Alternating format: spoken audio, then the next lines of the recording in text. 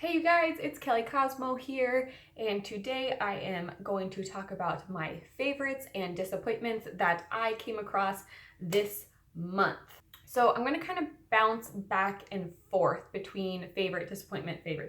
One of my favorites this month is using this candy Lipz. Now I got mine off Wish, so I did not buy it directly from their store, so I can't guarantee that this is actually their product, but it does work really, really well. Now for my first disappointment, I'm really glad I got this in a sample because I've been wanting to try it out. It is the Smashbox Photo Finish Primer. I see people ranting and raving about this product and I don't get it because for me, it just emphasizes my texture. I tried it in a previous video and I tried out also a foundation that I will be reviewing here too. I thought it might have been just the foundation that was making my pores look bigger, but I tried this with one of my favorite foundations and it did it again. My pores looked bigger. I also tried that foundation with my favorite primer and again it made my pores look bigger. So those two combined made them look terrible. I am, like I said, glad I got this in a sample size because I will not be buying this. It did not work for me. I don't have very textured skin. I have normal to dry skin. I do have my dry skin under control right now with my skincare routine, so I don't really know what this was all about. But this did not work for me. I know I'm super late to this party, but the Tarte Shape Tape, I finally got it. I have been using my Maybelline Age Rewind concealer for forever. I loved that concealer and I finally justified going out and buying this when I ran out of that one.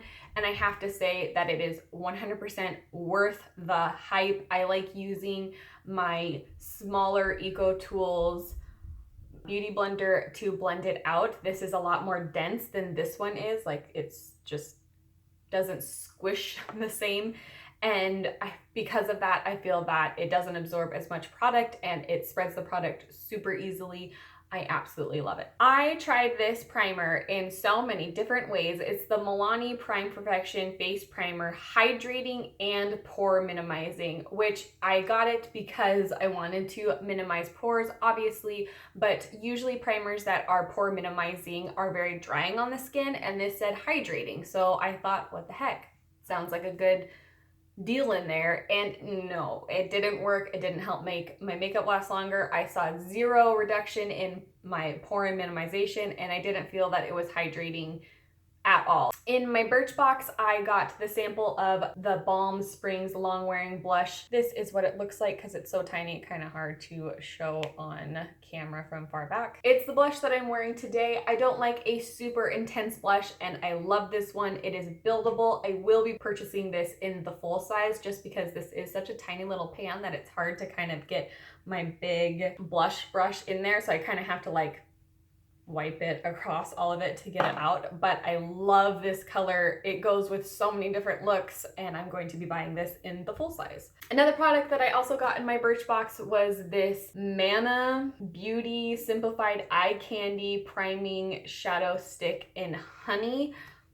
On the back of the hand swatching, it is like super, super shiny, but when I put it onto my lid, I have a video of me using it. I used a flat packing brush to get it on there and that didn't work very well. And I thought maybe, hey, it's just the brush. So then later, another day, I went and just swiped this on my eyelid and for whatever reason, it does not show up like this on my eyelid at all. This was my first month signing up with Birchbox and I used a promo code to get this MAC Look Lively pencil, and this is what it looks like. I'm wearing it today, but I have a gloss over it.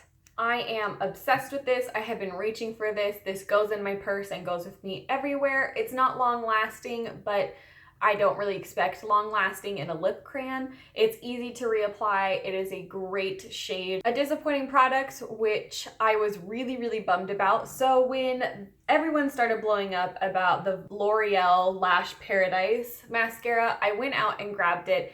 And silly me just grabbed the first one that was in the front row that said black and I walked out and paid for it. I used it that day and my allergies had been acting up really bad, so my eyes were pretty itchy. I used this, and then throughout the day I noticed that my eyes were getting really swollen and really itchy, and they kind of burned, and I was like, what is going on? It must be my allergies.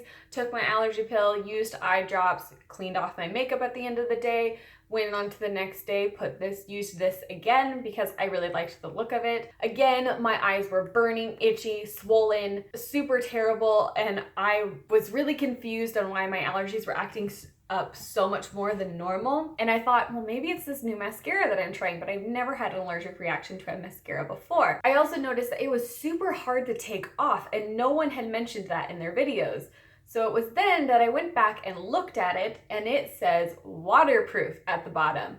I've never been allergic to a waterproof mascara ever before, but this one I am. I ended up wearing this a total of about 5 or 6 times before I realized it was 100% this mascara and it was not my allergies. I even recommended this mascara to my sister, and luckily I found out that this was the waterproof one before recommending it to her, and I told her, do not buy the waterproof one. But for a favorite is the normal one. So I did go back and I bought the normal one that is not waterproof, and it is what I'm wearing today on my lashes.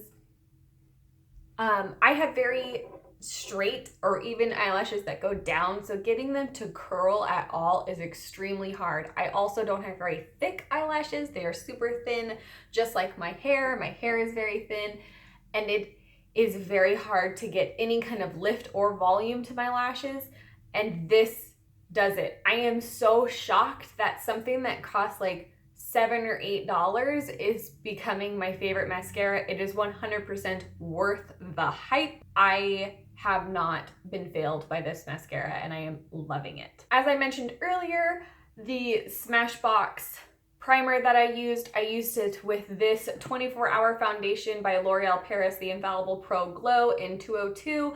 I thought it was this foundation that was making my pores look bigger because it is a glowy foundation. And when I used this with my number 7 airbrush, I believe airbrush primer, I've done a review on it. I can link that up above and down below. It's my favorite primer right now. I absolutely love it. Anyways, back to this. My pores looked so much bigger with this, and I don't have big pores to begin with, so anything that makes them bigger was definitely a no-no. I thought it was this and not the primer. I tried the primer by itself. The primer also gave me the pores. Tried this with my favorite primer, still gave me the pore problem. I'm pretty sure it's because of the glow factor in it, and I don't like it, and unfortunately, I am not going to be using this. Okay, so the last two are 2 more disappointments for me. This one is the Milani Conceal and Perfect. If you're fair skinned like me, then you already probably have watched a review on this and have heard about it, about how these don't come in a very wide range, and they definitely don't come in lighter shades. I have the 01 Creamy Vanilla. I have heard that there's a 001, and that is lighter than this, but it is still not light enough for very fair skin. I am going to be mixing this with the LA Girl White Foundation. I saw that on the Tayla's Her Foundation Fridays review that she would mix these two, and it ended up being okay. And the very last product that I have today, again, I'm glad that it came in my Birchbox. When I went to go leave reviews for the products that I got in my Birchbox, I actually read a ton of positive reviews on this, so it must just be me and my dumb eyelashes. It is the Max Lash Volumizer Mascara. This came in my Birchbox, and I put it on, and it seriously was like I was just putting wet, black stuff on my eyes. No volume, no lengthening, no nothing. It literally just looked like I took black marker and then was like and colored my eyelashes. It was terrible. But then other people's reviews were like, gives me so much volume, gives me so much length, and I'm like, wow, how'd you do it? Because I can't get it to work. I have tried all my mascara tricks that I know with this and it did not work at all. I'm going to be throwing this one away. All right, you guys, that's everything that I have for my June favorites and disappointments. I hope you enjoyed this video. If you did, give it a thumbs up. If you are a beauty YouTuber and you don't think that I am subscribed to you, also leave a comment down below with your information so that I can subscribe to you. And I love following people on Instagram that are also beauty people. So if you have an Instagram account, then go ahead and leave that down below as well. This makeup look will be coming to my channel, but if you would like to see this look, then keep an eye out on my channel. Thanks you guys for being here. I appreciate it, and I'll see you in the next one. Bye!